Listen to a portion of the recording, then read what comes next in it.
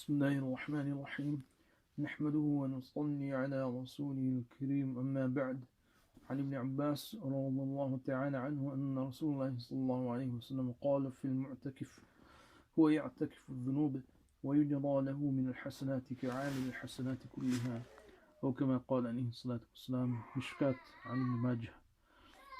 Sayyidina Abdullah bin Abbas radiallahu anhu relates that the Messenger of Allah sallallahu alayhi wa sallam said, the person performing i'tikaf remains free from sin, and he is indeed given the same reward as those who practice righteous deeds.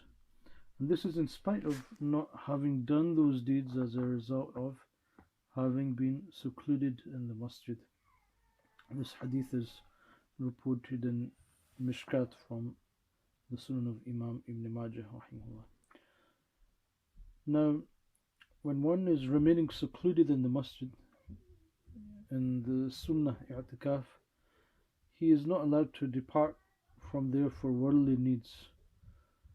He may only leave the boundaries of the masjid to answer the call of nature, to perform wudu or fard ghusl when he needs to, or for attending the Jumu'ah prayer when one has to leave for another masjid to perform Jumu'ah prayer and the Jumu'ah is not facilitated in the masjid wherein he is performing the i'tikaf. Apart from that, one is not allowed to leave the masjid and break the sunnah i'tikaf for any other worldly needs.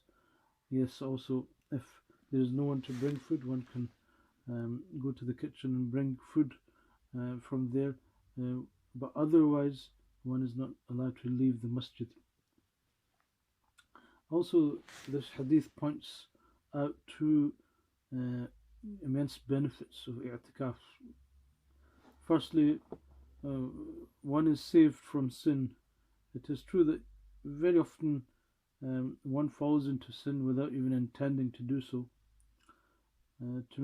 To commit a sin in the blessed month of Ramadan is indeed a great injustice that we do upon ourselves.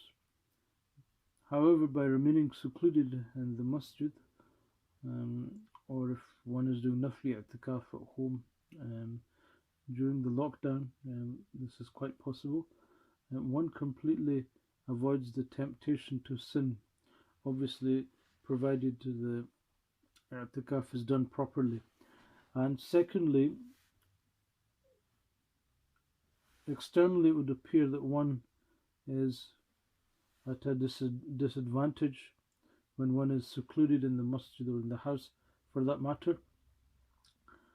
However, automatically that person receives rewards for those things that he was disadvantaged from performing in terms of hasanat, such as attending the janazah prayer, burials, doing iyadat and visiting the sick people. All those things that he would have done if he weren't in i'tikaf, he receives the reward for them. And this is not so because according to this hadith, one is rewarded for those deeds even though not performing them. Okay, so one doesn't miss out on the reward.